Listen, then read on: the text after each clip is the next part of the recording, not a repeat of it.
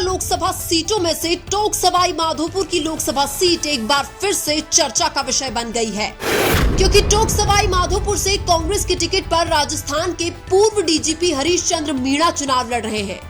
वहीं दूसरी तरफ बीजेपी के टिकट पर 2 बार सांसद बन चुके सुखबीर सिंह जौनपुरिया एक बार फिर अपनी किस्मत आजमा रहे हैं। टिकट बंटवारे से पहले ऐसा माना जा रहा था कि टोंक सवाई माधोपुर से बीजेपी सुखबीर सिंह जौनपुरिया का टिकट काट सकती है, लेकिन भारतीय जनता पार्टी के हाईकमान ने एक बार फिर से सुखबीर सिंह जौनपुरिया पर भरोसा जताया है। लेकिन सबसे बड़ा सवाल यह है कि क्या सुखबीर सिंह जौनपुरिया तीसरी बार टोंक सवाई माधोपुर से सांसद बनेंगे, क्योंकि जिस प्रकार से चुनावी सभा में सुखबीर सिंह जौनपुरिया के बयान आ रहे हैं, उससे ये लग रहा है कि जौनपुरिया को हार का डर सता रहा है। हाल ही में सुखबीर सिंह जौनपुरिया ने कांग्रेस के हरीश मीणा को लेकर कहा था कि तेरी मौत मेरे हाथों लिखी है, तेरी राजनीतिक मौत मैं ही कर सकता हूँ। इस बयान के बाद कांग्रेस भी सुखबीर सिंह जौनपुरिया पर हमलावर बन गई थी। कई सियासी जानकारों का ये भी कहना है कि सुखबीर सिंह जौनपुरिया अपनी हार के डर से बौखला रहे हैं। हालांकि कांग्रेस के हरीश मीणा कभी भी इस प्रकार के अमर्यादित शब्दों का प्रयोग नहीं करते हैं। किसी भी राजनेता द्वारा अमर्यादित शब्दों का प्रयोग करते हुए बयानबाजी करना राजनीति का बहुत ही निचला स्तर है, और 2 बार के सांसद को इस प्रकार के अमर्यादित शब्दों का प्रयोग करना कभी भी शोभा नहीं देता है। कांग्रेस पार्टी भी ये दावा कर रही है कि टोंक सवाई माधोपुर से हरीश मीणा बहुत ही बड़े अंतर से चुनाव जीत रहे हैं। कांग्रेस यह भी आरोप लगा रही है कि जौनपुरिया की बौखलाहट टोंक सवाई माधोपुर से बीजेपी की हार का पहला संकेत है। हरीश मीणा एक ऐसे राजनेता है जो अपनी ही सरकार की गलतियों के खिलाफ भी बोलते हुए नजर आते हैं। हरीश मीणा ने पेपर लीक और नेट बंदी पर अपनी ही सरकार के खिलाफ भी सवाल खड़े किए थे। हरीश मीणा ने एक बार विधानसभा में कहा था कि सरकार द्वारा अपनी गलतियों को छुपाने के लिए नेट बंदी करना कतई सही नहीं है। और अरे मेरे भाई सुन तो सही, मैं जानता हूँ तू मंत्री है, मैंने भी परीक्षाएं दी है थोड़ी बहुत। पेपर लीक राजस्थान में क्यों होता है, और राजस्थान में इंटरनेट बंद क्यों होता है? ये IAS का एग्जाम पूरे हिंदुस्तान में होता है, हर साल होता है। मैंने तो नहीं सुना कभी कोई भारत सरकार इसको इंटरनेट बंद करती होगी। राजस्थान में ही क्यों होता है कि पेपर लीक रोकने का तरीका, वो लीक क्यों हो रहा है उन कारणों में जाइए। इंटरनेट बंद करने से तो कुछ नहीं होगा। इसका मुख्य कारण ये है कि हम लोग उन अपराधियों तक नहीं पहुंच रहे, क्योंकि राजस्थान का आंतरिक मामला है। राजस्थान में पेपर छपता है, राजस्थान के लोग पेपर छपवाते हैं और राजस्थान के लोग ही उसको लीक करते हैं। तो कौन है वो लोग, आज तक हम नहीं पता लगा पाए। वो RPSC से होता है या और कोई संगठन से होता है, उनको पता लगाइए।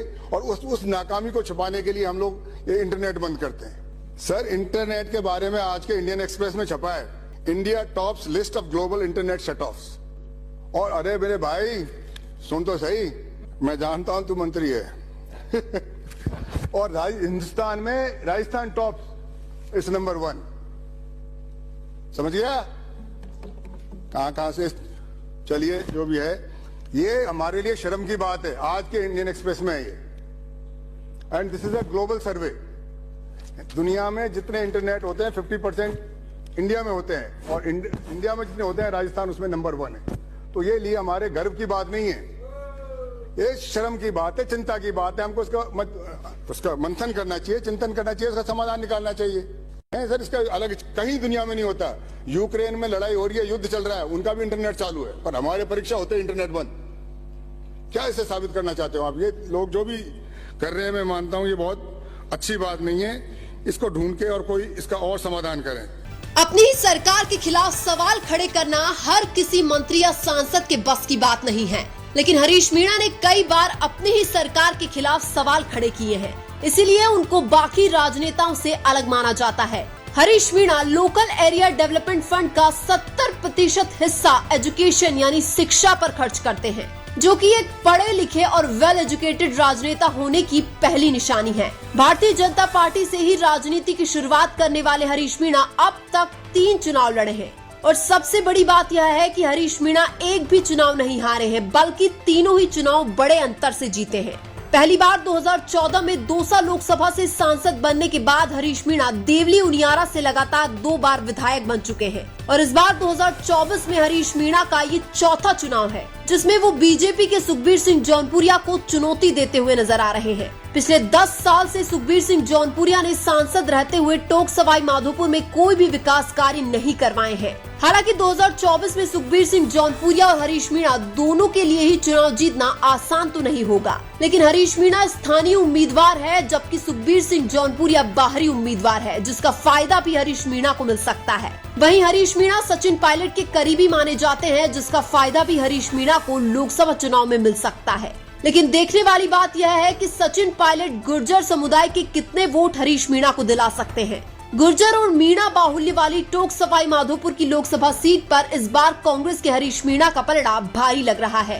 टोंक सवाई माधोपुर की लोकसभा सीट पर मुस्लिम समुदाय के भी काफी वोट है जो कि कांग्रेस को एक तरफा मिल सकते हैं।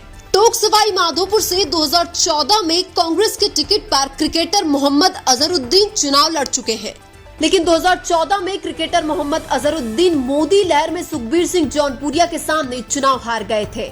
इसके अलावा हरीश मीणा के बड़े भाई नमो नारायण मीणा भी 2019 में टोंक सवाई माधोपुर से जौनपुरिया के सामने चुनाव हार चुके हैं।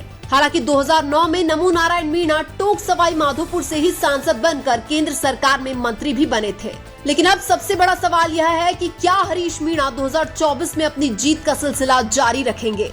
हालांकि वर्तमान परिस्थितियों के हिसाब से इस सीट पर बीजेपी के सुखबीर सिंह जौनपुरिया की मुश्किलें बढ़ती हुई नजर आ रही है, जबकि कांग्रेस के हरीश चंद्र मीणा टोंक सवाई माधोपुर से चुनाव जीतते हुए नजर आ रहे हैं।